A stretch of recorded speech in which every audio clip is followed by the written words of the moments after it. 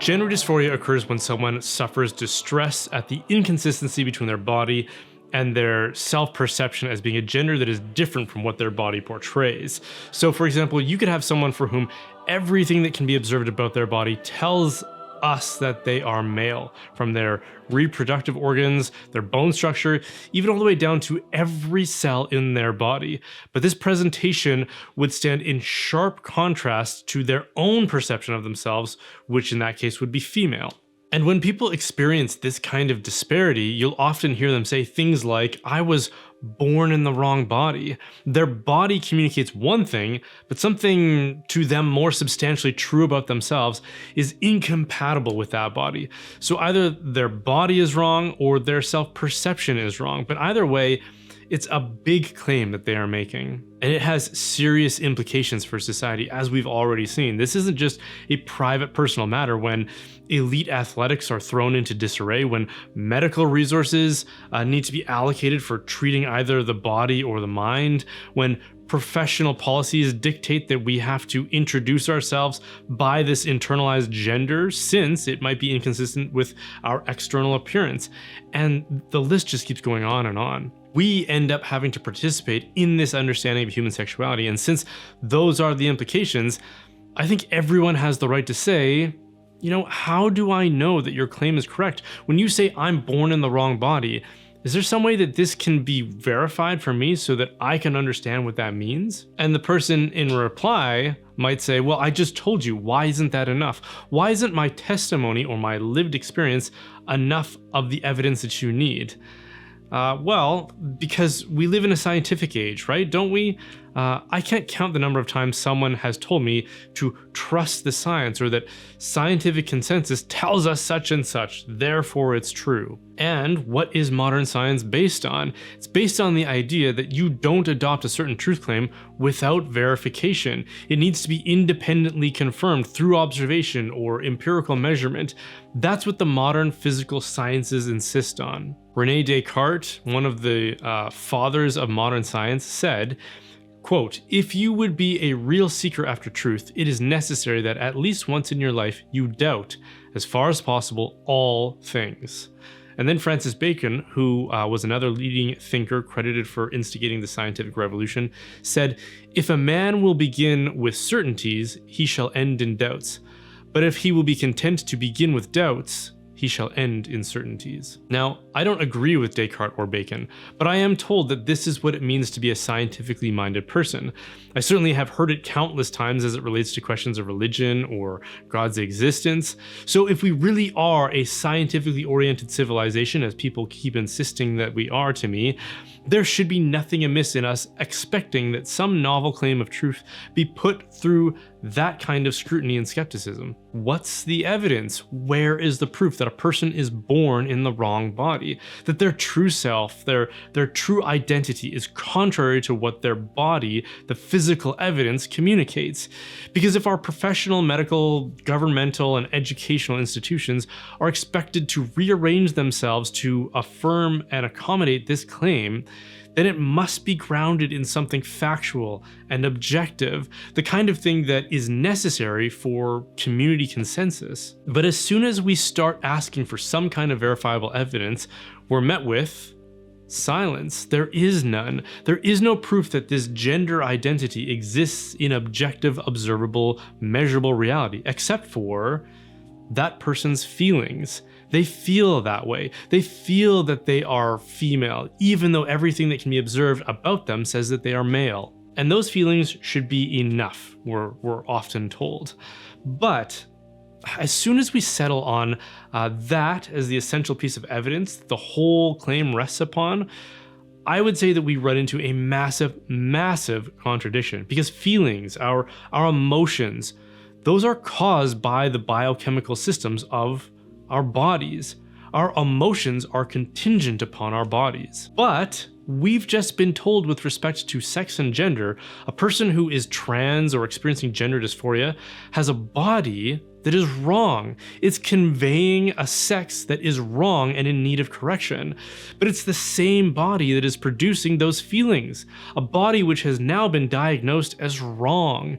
If that body is wrong, how can we trust the feelings that it produces?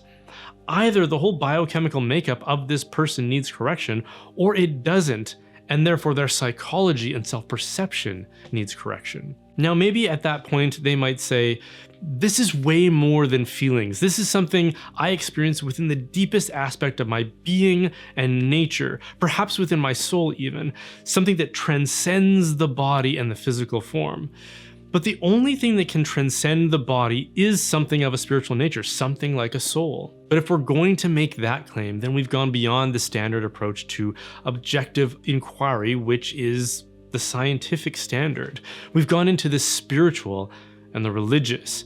And so what a person in that case is fundamentally claiming is something of a religious nature.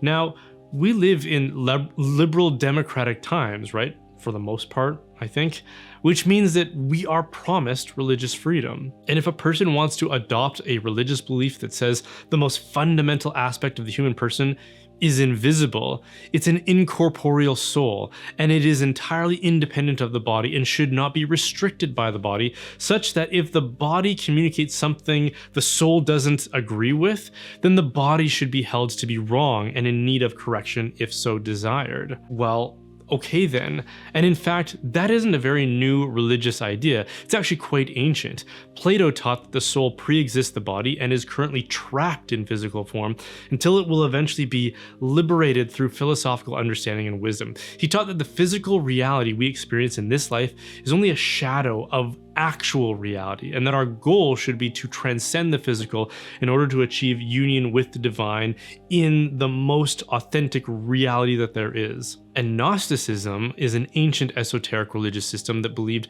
that the physical world was corrupt, and that our goal in this life should be to liberate ourselves from it, which is why I can see a person with Gnostic sensibilities finding much to appreciate in the claims of a trans person who says that their body is wrong according to the perception of their soul. So if the whole theory of gender fluidity is based on human nature being something more than can be seen or measured scientifically, and that this something more is like a soul trapped in an incompatible body, then it seems to me that what you're talking about is a religion, a Gnostic religion. But here's the thing, if it's true that we live in a liberal society, then nobody should be forced to adopt someone else's religious beliefs.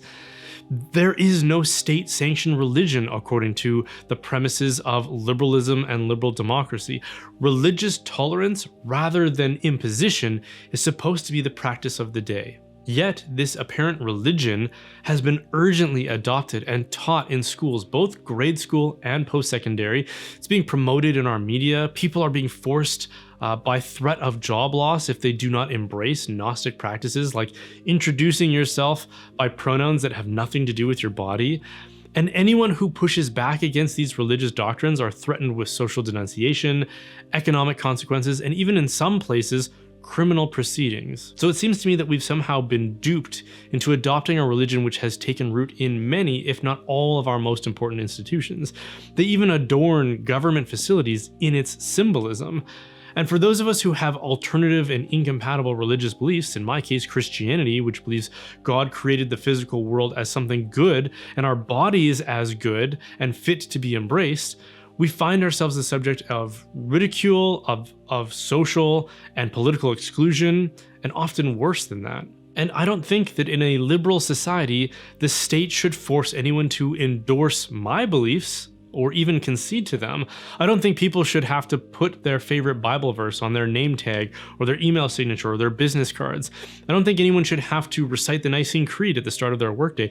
I don't think they should be forced to address people according to their religious identity. And I don't think my religious symbols should be hung over government institutions and that all of its employees and citizens brought out to honor it as it's raised. But that is what is going on with the trans-religious ideologies that are being forced upon everyone.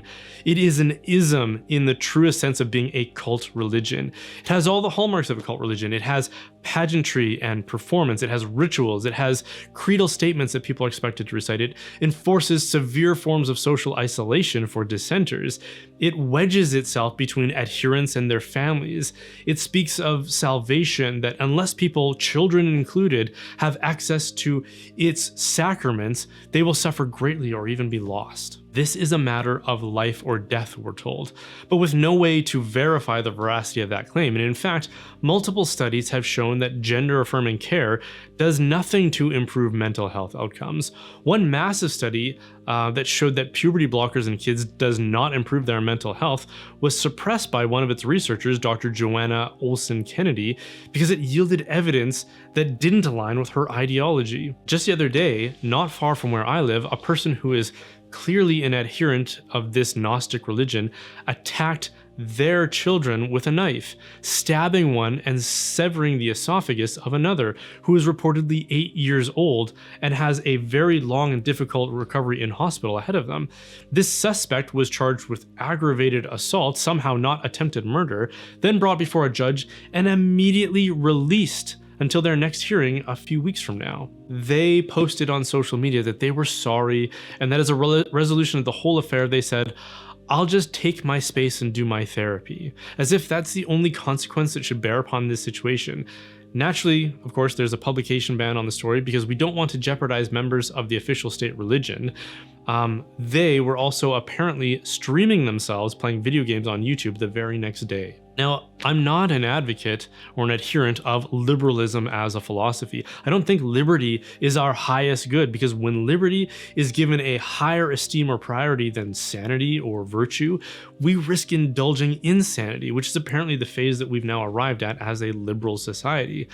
And we no longer possess the moral fortitude to even protect children who are victims of its effects. A religion that tells you that your body is incompatible and worthy of mutilation should you find some deeper sense of yourself telling you that, is one that should not be tolerated by any civilized society. This is what mental insanity has always been characterized by. People who believe things about themselves and the world which are obviously untrue. People have always believed things about themselves, like that they are God, or they are Julius Caesar, or they're from another planet. And we knew that such delusions meant that a person suffering psychosis of such a magnitude is in critical need of correction, not affirmation in their illusions. But in this case, we've endorsed it, we've genuflected to it, we've raised its religious symbols over our civic institutions, and we've told any and all heretics to fear for their jobs, their social standing, and even their freedom in some cases, if they fail to offer their submission to it. That's why liberalism fails. Liberalism promotes freedom and tolerance above all else, until it tolerates something so insidious that tyranny becomes inevitable. Okay, thanks for watching. These videos and this channel are only possible because of viewer support, so if you can spare some help, please consider making a contribution through my website at brianholdsworth.ca, or join my locals community at brianholdsworth.locals.com, where you can interact with myself and other like-minded individuals. We actually just started a monthly Zoom meetup where we're studying some articles of St. Thomas Aquinas in his Summa. So if that's interesting to you, then come join us there. And of course, don't forget to like and subscribe.